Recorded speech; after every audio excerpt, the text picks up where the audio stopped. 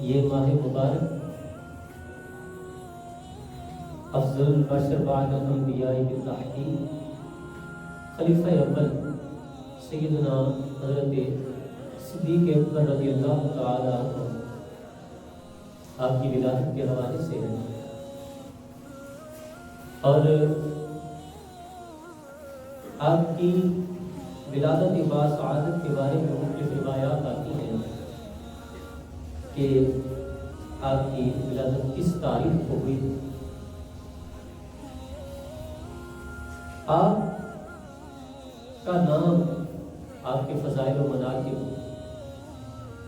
سفر ہجرت اور خلافت، آپ کی شان میں قرآن مجید میں کم و بیش 32 سے 33 آیات مبارکہ آپ کی شان میں نازل ہوئی ہے، آپ کے عمل میں۔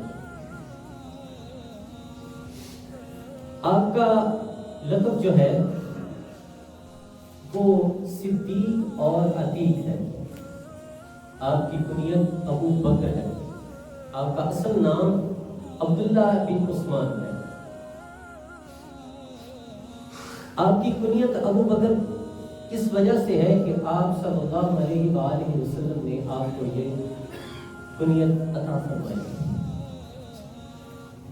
ابو بکر عربی میں کہتے ہیں کہ جس کے پاس اونٹوں کی کثرت ہو، بہت زیادہ اونٹ ہوں اور اونٹوں کی حفاظت کرنا جانتا ہو، یا جس کا قبیلہ بہت بڑا ہو اور وہ قبیلے کا سردار ہو، اس وجہ سے حضور نبی کریم صلی اللہ علیہ وآلہ وسلم نے آپ کو ابو بکر کا خطاب دیا، آپ کی کنیت۔ اور صدیق اور عتیق کس وجہ سے آپ کا نام ہے، آپ کے القابات ہیں۔ سب سے پہلے تو آپ نے بلا کسی تردد کے، بلا دلیل و حجت کے حضور نبی کریم صلی اللہ علیہ وآلہ وسلم کو نبی مانا اور آپ پر ایمان لے کر دین اسلام کو قبول کیا اور تصدیق کی کہ آپ صلی اللہ علیہ وآلہ وسلم اللہ کے نبی۔ اور دوسری روایت سفر معراج سے جب حضور نبی رحمت صلی اللہ علیہ وآلہ وسلم واپس آئے تو یہ واقعہ جب بیان کیا تو آپ نے بلا خوف و فکر دلیل و حجت کے آپ نے مان لیا کہ آپ بالکل سچ فرما رہے ہیں۔ اس وجہ سے آپ کو صدیق کا لقب دیا گیا۔ اور عتیق، اس کے بارے میں 4 سے 5 روایات آتی ہیں۔ پہلی کہ حضرت سیدہ عائشہ صدیقہ رضی اللہ تعالی عنہ آپ فرماتی ہیں کہ میری والدہ محترمہ کے ہاں اولاد جو ہے وہ زندہ نہیں رہتی تھی، فوت ہو جایا کرتی تھی۔ تو جب حضرت ابو بکر صدیق رضی اللہ تعالی عنہ آپ پیدا ہوئے تو میری والدہ آپ کو اٹھا کر حرم کعبہ میں لے کر گئی اور رب تعالیٰ کی بارگاہ میں عرض کی، مالک اس میرے بیٹے کو حیات عطا فرما، زندگی عطا فرما، اور اس کو زندہ رکھ، اس کو عتیق بنا دے کہ موت سے اس کو نجات دے دے۔ تو رب تعالیٰ نے دعا قبول فرمائی، اس وجہ سے آپ کو عتیق کہا۔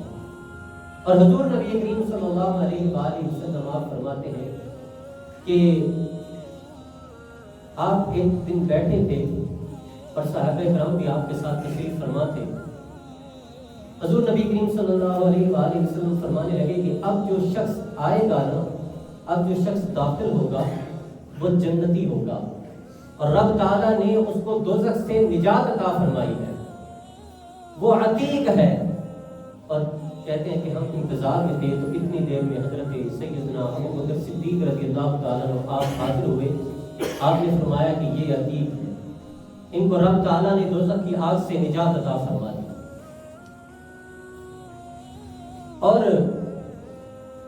آپ کا نام عرش پر جو ہے وہ حلیم ہے، بردبار، نہایت نرم دل، محبت اور شفقت کرنے والا۔ حضرت سیدنا ابو ہریرہ رضی اللہ تعالیٰ عنہ آپ روایت کرتے ہیں کہ ایک دفعہ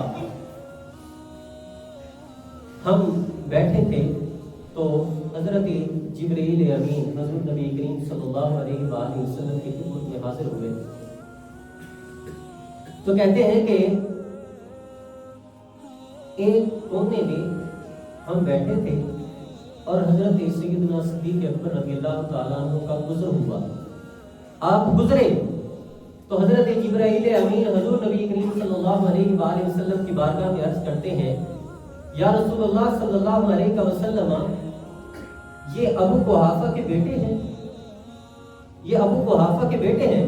تو آپ صلی اللہ علیہ وآلہ وسلم نے ارشاد فرمایا اے جبرائیل کیا آپ لوگ بھی نہیں جانتے ہیں, آپ کو بھی معلوم ہے کہ یہ ابو قحافہ کے بیٹے ہیں.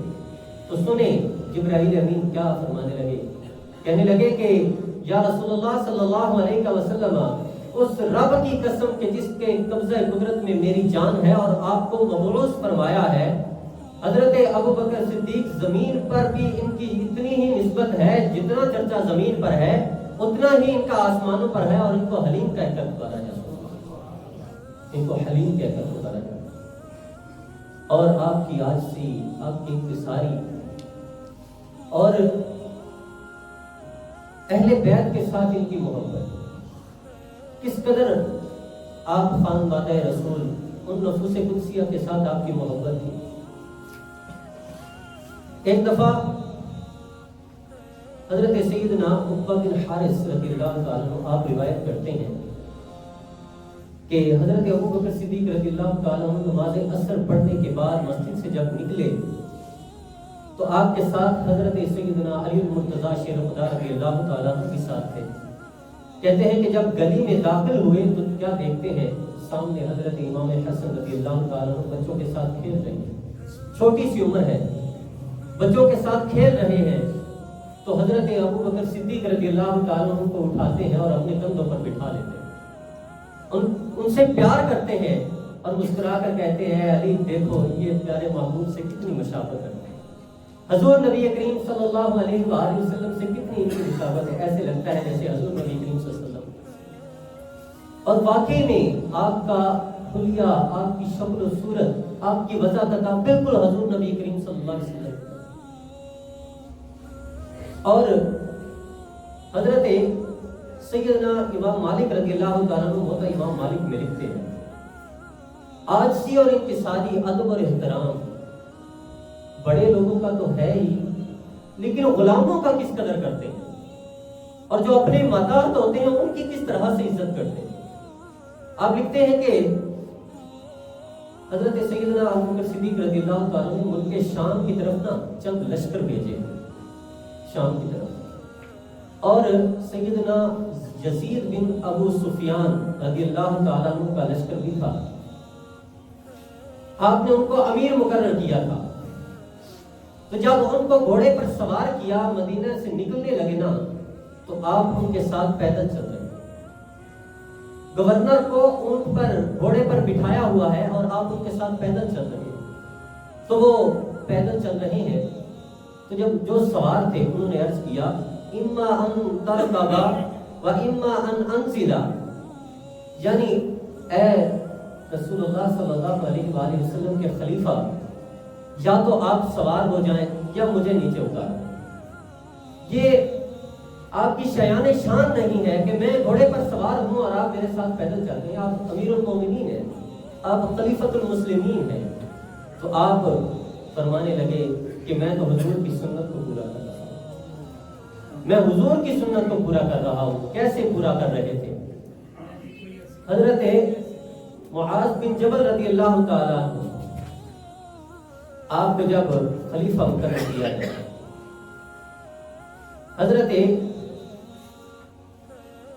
رسول اللہ صلی اللہ علیہ وآلہ وسلم آپ نے ان کو امیر مقرر کیا.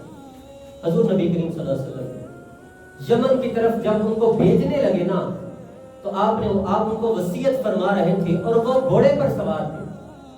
حضور نبی کریم صلی اللہ علیہ وسلم ان کے ساتھ ساتھ چل رہے ہیں اور وہ گھوڑے پر سوار ہیں.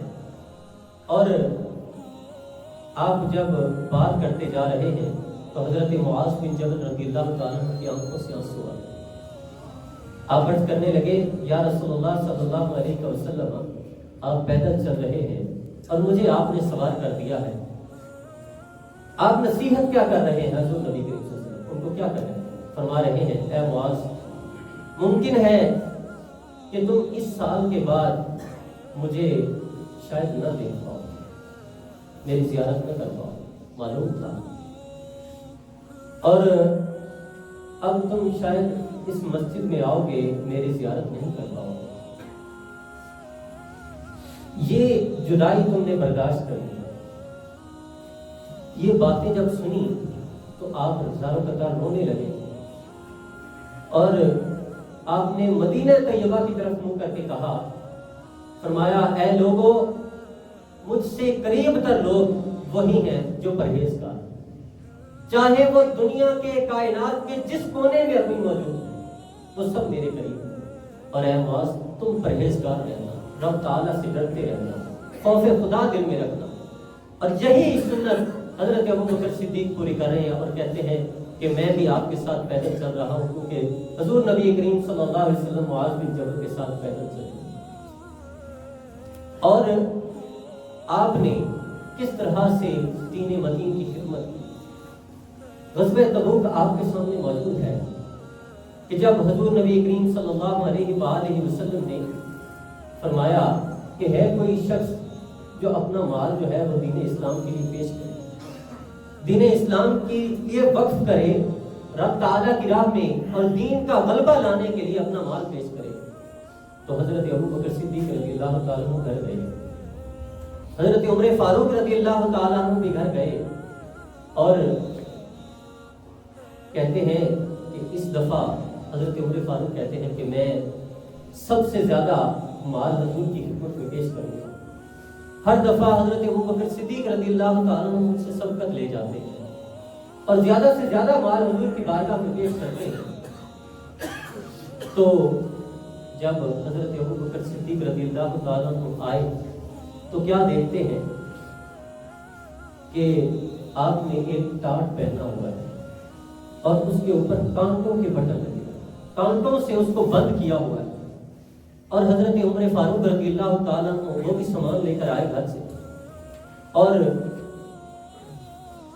گھر کا سارے سامان کے حضرت عمر فاروق رضی اللہ تعالیٰ نے 2 حصے کیے، ایک گھر میں رکھا اور ایک حضور کی بارگاہ میں پیش کیا۔ تو حضور نبی کریم صلی اللہ علیہ وآلہ وسلم فرمانے لگے، اے عمر کیا کچھ لے کر آئے ہو؟ کہا یا رسول اللہ صلی اللہ علیہ وسلم، میں نے گھر کا آدھا سامان گھر میں رکھا ہے اور آدھا آپ کی بارگاہ میں پیش کیا ہے۔ اور حضرت عثمان غنی رضی اللہ تعالیٰ عنہ آپ نے 10,000 مجاہدین کا سامان پیش کیا، 10,000 مجاہدین کا سامان، اور اس کے علاوہ 900 اونٹ بما ساز و سامان کے حضور کی بارگاہ میں پیش کیا۔ اور جب حضرت صدیق اکبر رضی اللہ تعالیٰ عنہ کی باری آئی اور ان کا وہ لباس دیکھا تو آپ فرمانے لگے، حضور نبی کریم، اے ابو بکر گھر میں کیا چھوڑ کر آئے؟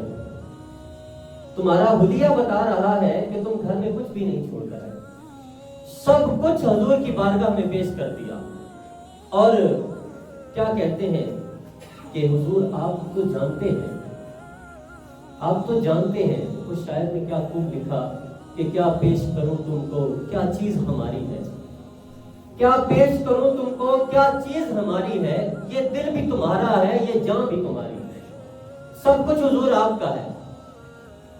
اور کیوں نہ ہوتا، میں تو مالک ہی کہوں گا کہ وہ مالک کے حبیب، میں تو مالک ہی کہوں گا کہ وہ مالک کے حبیب، یعنی محبوب و محب میں نہیں میرا تیرا، سب کچھ حضور آپ کا ہے۔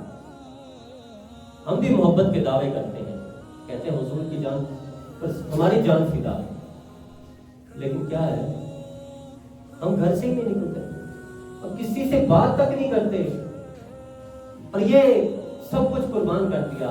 اور حضرت جبرائیل امین طائر سدرہ نشین فوراً حضور کی بارگاہ میں حاضر ہوئے اور کیا کرتے ہیں، یا رسول اللہ صلی اللہ علیہ وسلم، رب تعالی فرما رہا ہے حضرت سیدنا صدیق اکبر رضی اللہ تعالیٰ عنہ سے، ان کو سلام پیش کر رہا ہے اور فرما رہا ہے کیا سیدنا صدیق اکبر رضی اللہ تعالیٰ عنہ جس طرح کا حلیہ بنایا ہے، کیا اس حال میں راضی ہیں؟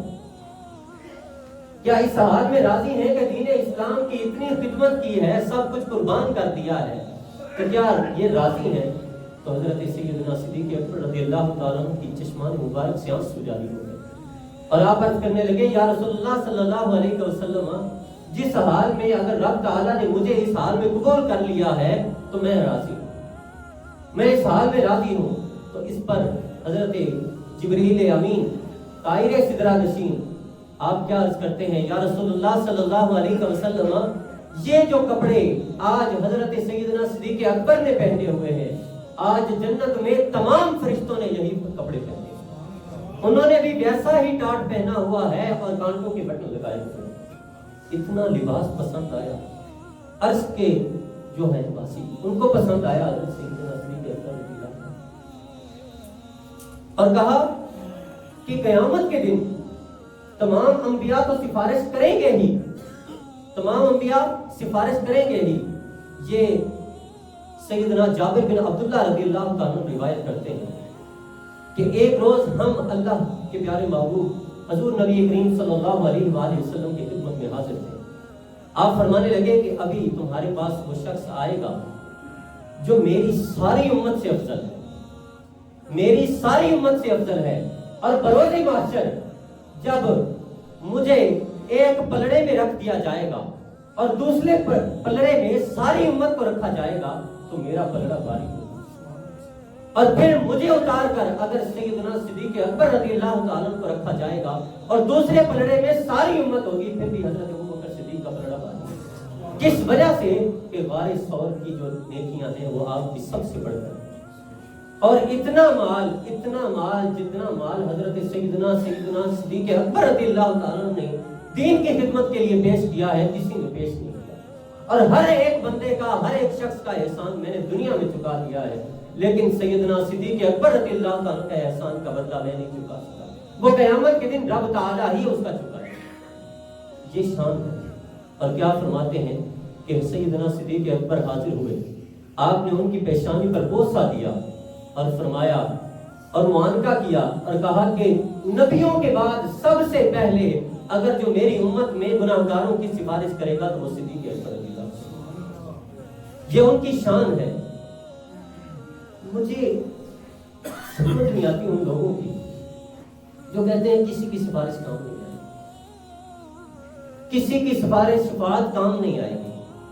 حضور فرما رہے ہیں کہ قبر میں جائیں گے تو قرآن سفارش کرے گا، وہ کھڑا ہو جائے گا اور کہے گا مالک اے فرشتوں یہ میری تلاوت کرتا تھا اس کو کچھ نہ کرو. حضور فرما رہے ہیں. اور نماز سفارش کرے گی کہ مالک یہ مجھے پڑھتا تھا تیری عبادت کرتا تھا. روزہ سفارش کرے گا مالک یہ سارا دن بھوکا رہتا تھا. یہ سفارش نہیں ہے، یہ شفاعت نہیں ہے. یہاں تک حضور نے فرمایا یہ تو وہ فرائض ہے نا، ان شخصیات کی بات ہی الگ ہے.